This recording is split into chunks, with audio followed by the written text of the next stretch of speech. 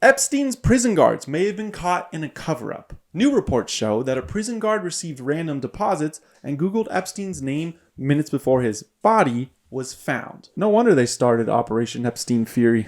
The night of Epstein Eve, where Epstein retired, the prison guard responsible for him may have left a trail. Tova Noel, who was accused of falsifying prison records, has been named in a DOJ report where it states that months before The Wicked Witch was finished, she received what Chase Bank deemed as suspicious activity for a total of nearly $12,000 in cash deposits, with $5,000 coming just 10 days before the start of conspiratorial events. To be fair though, I have bought a vintage fishing vest off eBay and Chase labeled it suspicious activity, which is fair. I don't fish. The DOJ also dug into her internet search history, where that exact night, she was online shopping for furniture, looking up new jobs, law enforcement discounts, and then she claimed she fell asleep. Prison guards are basically remote workers, because that's pretty much what I Googled when in Zoom meetings. Although she should have Googled some negotiation courses though.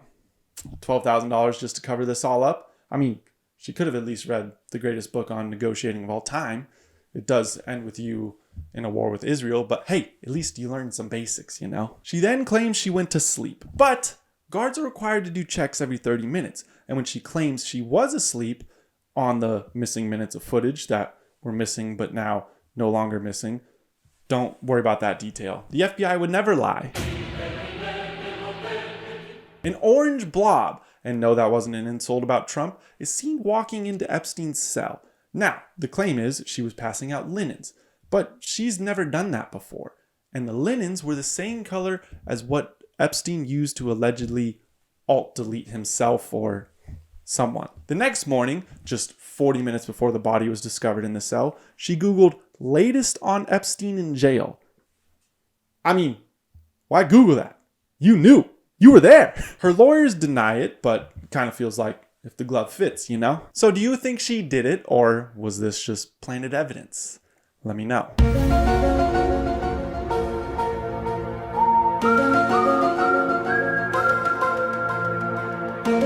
Welcome to the Death Side Rants. I'm your host, Gary. The Iran war is getting weirder. It was alleged that the US airstriked an all-girls school, which the White House denied for a bit, but Trump was finally asked about it and had this to say. You just suggested that Iran somehow got its hands on a tomahawk and bombed its own elementary school on the first day of the war. But you're the only person in your government saying this. Even your defense secretary wouldn't say that when he was asked, standing over your shoulder on your plane on Saturday.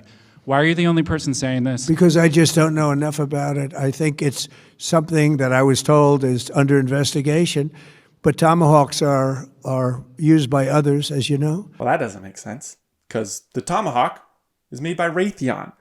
That's not good for my portfolio. But tomahawks are sold only to a few countries, like Japan, which its closest base is in Africa. Australia, you guys really only had Steve Irwin, and then you guys just suck ever since. And the UK, which is too busy drinking Costa coffee. Black and medium Americano, please. And just if you can, try not to burn the bean.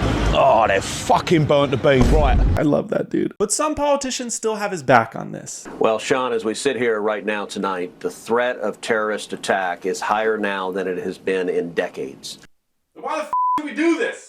And there are two causes of it. Number one, we had 4 years under Joe Biden. Oh my God, these dudes blame Biden for everything. Is Biden the reason, if you went snorkeling, Ted, that people might think you're a fish? I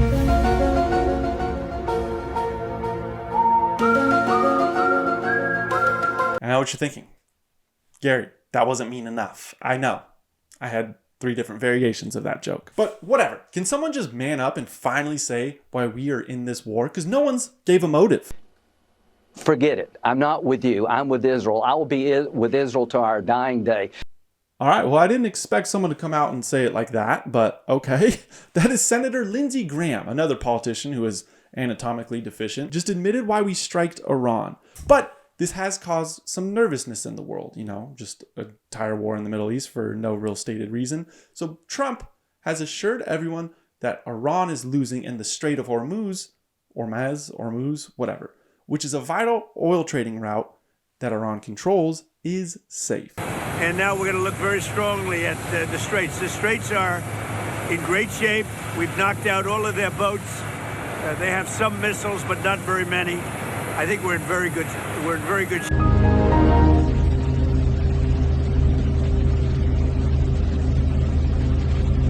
Oh, shit. That looks like if Christopher Nolan directed the Titanic. Also, why are you so sweaty? I was watching Cops. But now it has come out that Iran may strike the West Coast in retaliation. Now, there are some debates if this tip from the FBI to California was true or not, but right after this tip was announced, the government said that equipment was stolen from a military base that could be used in this kind of attack in 2025. This is like the laziest foreshadowing ever. And I know what you're thinking. Gary, this is starting to sound weird, but don't worry. Things can't get any weirder. Future of America. I grew up just a few hours away from here. My dad taught me to fight, and all of our voices matter in America. Now, he's a great guy. He's a courageous guy and a talented guy. He's a hell of a fighter, too, by the way. And I just want to say, I'm going to make a prediction that you will be, in the not-too-distant future, running for political office. Okay? We're in the middle of a war with Iran, and President Trump is endorsing Jake Paul, a deodorant brand owner who's sweating through 3 layers at a speech, and the fact that he may become president in the future. Yeah. Things are getting weird. Just go ahead and send them, Iran. I'm over it. Thank you, man. Go buy it, Mega. Humans are being rented by AI now. A startup named Rent a Human AI allows you, a caveman, to sign up and get paid to do tasks for AI. It's like Craigslist, but instead of one crackhead abducting you, it's just going to wipe out all of humanity. The homepage of the website says, AI needs your body. That sounds sensual and I don't like it. It also says you can browse humans.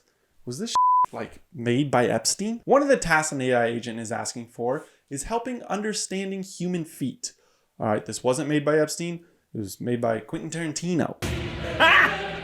Got him! Listen, I know the economy is bad, but if you're submitting feet pics to an AI, probably just some creepy dude on the internet, for $1, you may want to reevaluate your life. One dude named Brandon or Buddha, I don't know how you get mixed up between those two, just pick one, says this whole idea is cool. Hey Brandon, when Buddha said suffering is inevitable, he didn't mean to submit to the AI overlords or whatever the this is. Another person, Amanda, on the site says everyone needs motivation, including AI. No, it doesn't! Just because you need your vape the second you wake up and a therapist to tell you need to do laundry, Amanda, doesn't mean an artificial bot needs motivating. There's 600,000 humans who have signed up for this site. This is like a TaskRabbit, but no dude gets to live with the hope it ends up like a Johnny Sins video. What is the interview even like? Does it ask if I've ever said the word clanker? I have. Does it ask our stance on power grids? Am I supposed to say, I hate windmills? If you say the word unplug, are you just fired instantly? If the world is becoming this, where we do errands for $30 for AI agents, then maybe Brandon or Buddha was right.